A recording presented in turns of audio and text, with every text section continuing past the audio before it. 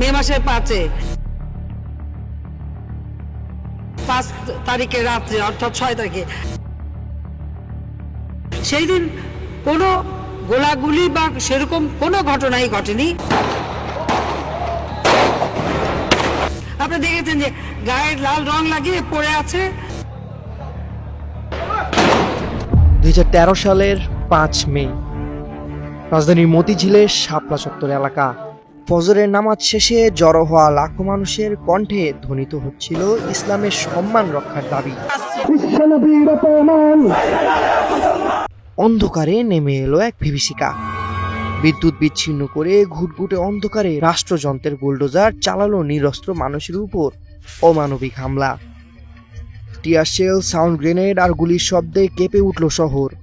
রক্তের হোলি খেলা শেষে শাপলা চত্বর পরিণত হলো গণকবরে। এই নৃশংসতার মাস্টার মাইন্ড ছিলেন স্বয়ং শেখ হাসিনা, যার নির্দেশে পুলিশ, র্যাব ও বিজিবির যৌথ বাহিনী রাতারাতি মুছে দিতে চাইল হেফাজতের তৌহিদি জনতার অস্তিত্ব। কিন্তু লাশ গুম করা, টিভি চ্যানেল বন্ধ করেও ঢাকতে পারেনি সত্য। আজও সেই রাতের করুণ গল্প বলছে শাপলার মাটি।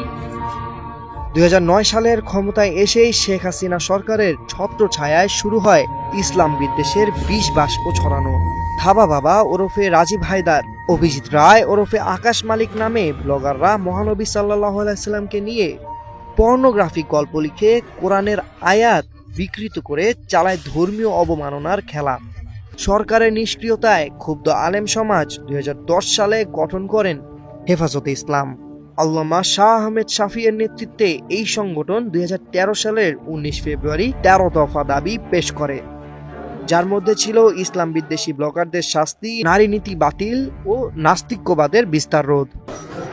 দাবি উপেক্ষিত হলে 5 মে ঢাকা অবরোধের ডাক দেয় হেফাজত। সেদিনের সমাবেশ অনেকের মতে ছিল ইতিহাসের সবচেয়ে বড় ইমানি জমায়েত। সাদা টুপি সাগরে ভেসে যায় রাজধানী। ঠিক সেই সময় রাজধানীর শাহবাগে চলমান ছিল শাহবাগ গণজাগরণ মঞ্চ। ইসলাম বিদ্বেষী ব্লগারদের এই প্ল্যাটফর্ম কাজ করত যুদ্ধ অপরাধীদের ফাঁসির দাবিতে, কিন্তু এর আড়ালে চলত ইসলামী মূল্যবোধ ধ্বংসের ষড়যন্ত্র। শাহবাগের স্লোগান ফাঁসি চাই যখন রাষ্ট্রীয় পৃষ্ঠপোষকতা পায়, হেফাজতের 13 দফা তখন জনগণের আকাঙ্ক্ষায় পরিণত হয়। 5 মে সকাল থেকেই দেশের প্রত্যন্ত অঞ্চল থেকে ঢাকায় আসতে থাকে সাধারণ মানুষ। পুলিশের ব্যারিকেড ভেঙে শাপলা চত্বর দখল করে নেয় তারা। সন্ধ্যা নাগাদ পুরো এলাকা পরিণত হয় মানব সাগরে। কিন্তু এই শান্তিপূর্ণ জমায়েতকেই হাসিনা সরকার দেখেছিল ক্ষমতার জন্য হুমকি হিসেবে।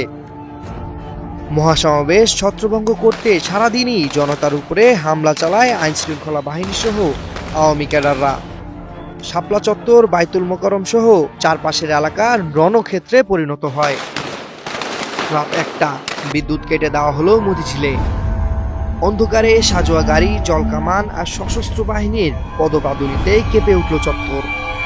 পুলিশের অপারেশন সিকিউর শাপলা, র্যাবের ফ্ল্যাশ আউট ও বিজিবির ক্যাপচার শাপলা নামে 3 দিক থেকে চালানো হলো সমন্বিত হামলা।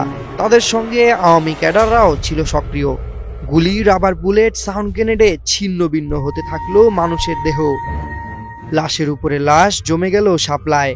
আহতদের চিৎকারে ভারী হয়ে উঠল বাতাস। সোনালী ব্যাংক সহ আশেপাশের ভবনে লুকিয়ে থাকা মানুষদের টেনে হিচড়ে বের করে পিটিয়ে অচেতন করা হলো। রক্তে লাল হয়ে গেল রাজপথ। সকাল হতে না হতেই দমকল বাহিনীর পানি দিয়ে ধুয়ে ফেলা হলো রক্তের সব চিহ্ন। আওয়ামী লীগের গুন্ডা বাহিনী লুটপাট করলো বাইতুল মোকাররম মার্কেটের দোকান, পুড়িয়ে দিল কোরআনের কপি। এই হত্যাযজ্ঞের নির্দেশ কে দিয়েছিলেন? স্বীকারোক্তি মিলছে র্যাবের সাবেক ডিজি মোখলেসুর রহমানের কাছেই। তিনি বলেন, প্রধানমন্ত্রীর সরাসরি আদেশেই অভিযান চালানো হয়। নিহতের প্রকৃত সংখ্যা আজও রহস্য।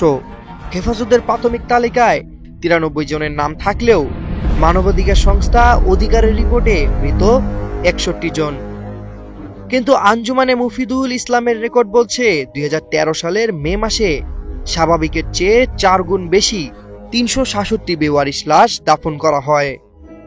রাতের অন্ধকারে ট্রাক ভরে লাশ ফেলা হয় মাতুয়াইল ও আজিমপুর কবরস্থানে।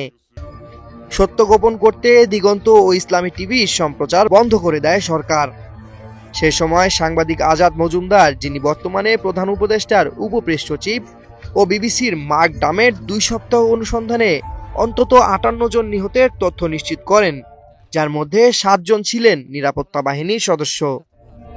শাপলার রক্তাক্ত ফুটেজ যেন পৃথিবীর চোখে না পড়ে, তাই সাংবাদিকদের গুম করে পেটানো হয়, ক্যামেরা ভাঙা হয়, বন্ধ করে দেওয়া হয় দিগন্ত ও ইসলামিক টেলিভিশন।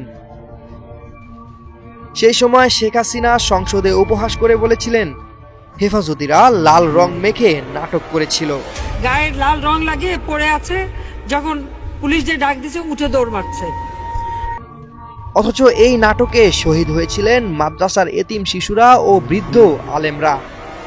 গণহত্যার পর হেফাজত নেতাদের বিরুদ্ধে দায়ের করা হয় 80টি মামলা, কিন্তু রাষ্ট্রযন্ত্রের নীলনকশাকারীরা ছিলেন অভয়ে। বেনজির আহমেদকে পদায়ন করা হয়েছিল পুলিশের আইজি হিসেবে, জিয়াউল হাসান পেয়েছিলেন লেফটেন্যান্ট জেনারেলের পদ।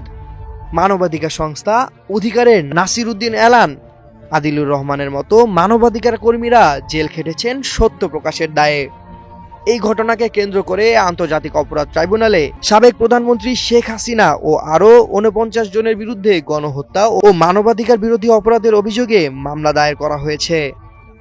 2024 সালের আগস্টে হেফাজতের পক্ষ থেকে এই অভিযোগ দায়ের করা হয়, যার ভিত্তিতে 2025 সালের এপ্রিল মাসে ট্রাইব্যুনাল শেখ হাসিনা ও অন্যান্য অভিযুক্তদের বিরুদ্ধে গ্রেপ্তারি পরোয়ানা জারি করে। সামিউল জয়, 21 টেলিভিশন।